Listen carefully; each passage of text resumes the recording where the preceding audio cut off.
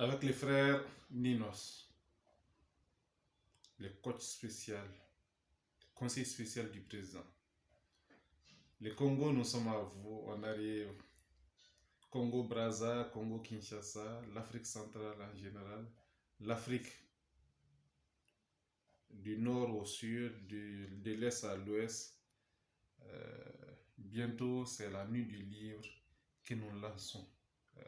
Accompagnez-nous, accompagnez-vous, puisque c'est ce que nous faisons, c'est pour vous, c'est pour que nos enfants, nos petits-enfants, nos neveux puissent avoir du livre en Afrique, fait par les Africains.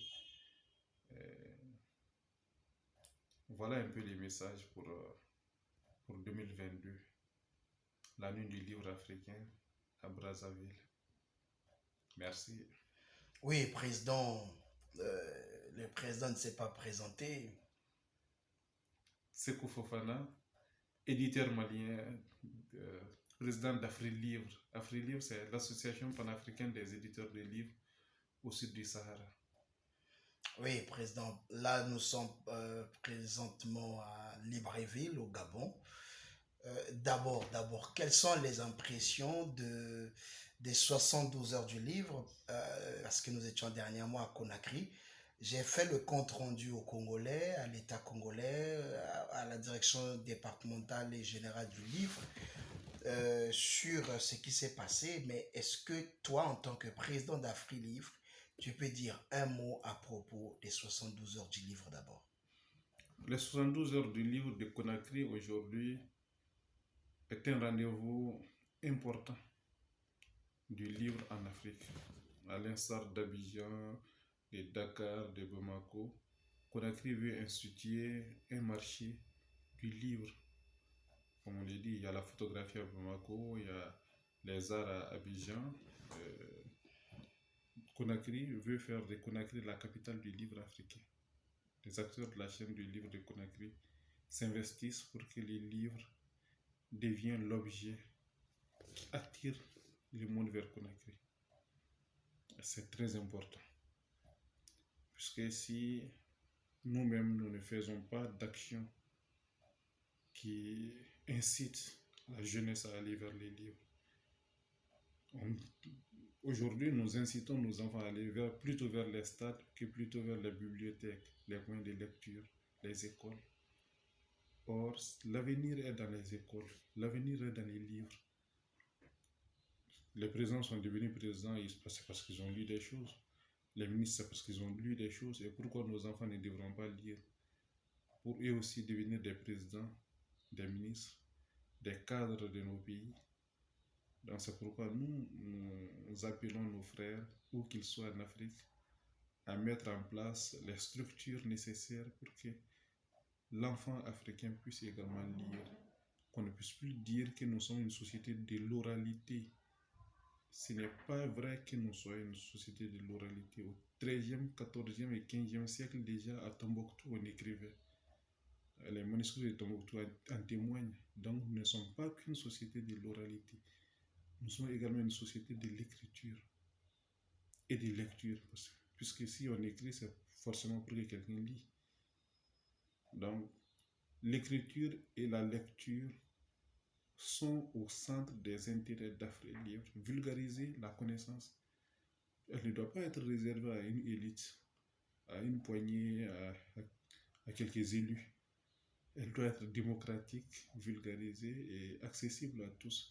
C'est pourquoi nous incitons les pays de l'Afrique centrale à mettre une politique communautaire du livre en place afin que la circulation des acteurs et de leurs produits, les livres en général, puisse être facilitée. Parce qu'on est malheureux de constater, nous sommes à Libreville depuis quelques jours, tous les témoignages ont montré que les livres ne peuvent pas passer de Brazzaville à Libreville facilement ou de Brazzaville à Yaoundé facilement. Donc c'est un constat d'échec que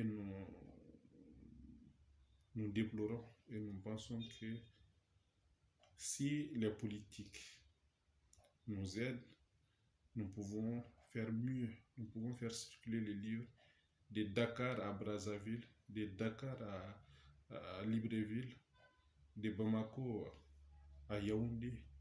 par la route, puisque les coûts du transport aérien est exorbitant. Donc nous avons une alternative, mettre des points focaux dans chaque pays et faire passer les livres de Conakry jusqu'à Libreville, en traversant tous les pays de la zone, de l'Afrique de l'Ouest jusqu'en Afrique centrale. Donc les livres africains peuvent circuler par la route. Ce sont ces quelques pistes que nous avons dégagées à Libreville pendant ces journées. Et très prochainement, on va approcher tous les pays concernés, tous les pays où il y a les acteurs de la chaîne du livre, pour voir concrètement comment on peut mettre en pratique ces recommandations qui ont été formulées. Parce qu'il ne sert à rien d'avoir des textes, il ne sert à rien de faire des lois sur les livres si ces lois ne sont pas mises en pratique, si ces textes ne sont pas appliqués, si elles ne sont pas respectées.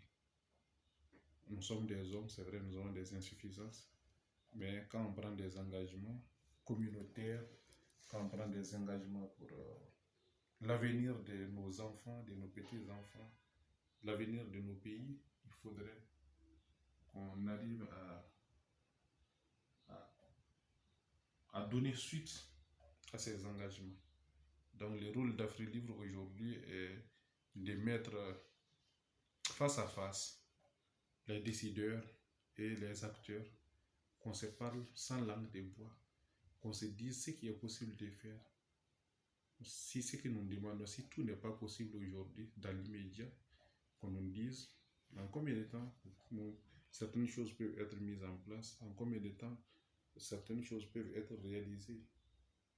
Je pense que c'est aujourd'hui la chose que nous attendons le plus de nos dirigeants, de nos États, que les acteurs culturels en général soient accompagnés, et ceux du livre en particulier, parce que très longtemps le livre est resté les parents pauvres de la culture en Afrique.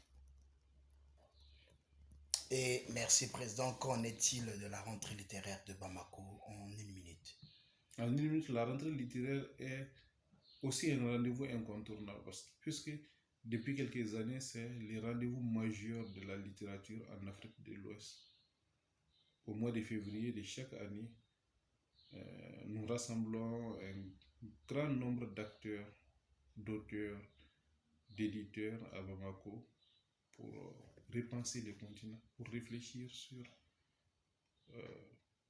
l'Afrique en général. C'est une tribune. Nous, on ne censure personne. Il faut avoir écrit au cours de l'année précédente pour être invité, mais on peut toujours venir même sans invitation à ses frères. C'est l'Afrique. Le Mali, c'est l'Afrique, c'est le cœur de l'Afrique. Et c'est un pays ouvert à tous. Chacun peut participer, puisque la rentrée, on a aussi 3 prix importants, dont le prix Ahmed Baba, qui est un prix continental. Auteur du continent, si vous avez des livres parus en 2020 ou 2021, vous pouvez les présenter pour la rentrée littéraire du Mali 2022, qui se tiendra en février à Bamako. Merci beaucoup, Président. On se quitte. On se dit au revoir à Libreville. Vous partez aujourd'hui. Et prochain rendez-vous. Prochain rendez-vous, probablement à Bamako. À Bamako. Ou avant Bamako. Ou avant Bamako. On ne sait jamais. On ne sait jamais. Merci beaucoup, Président. Bien, mon frère. Et à très bientôt. À très bientôt. Merci.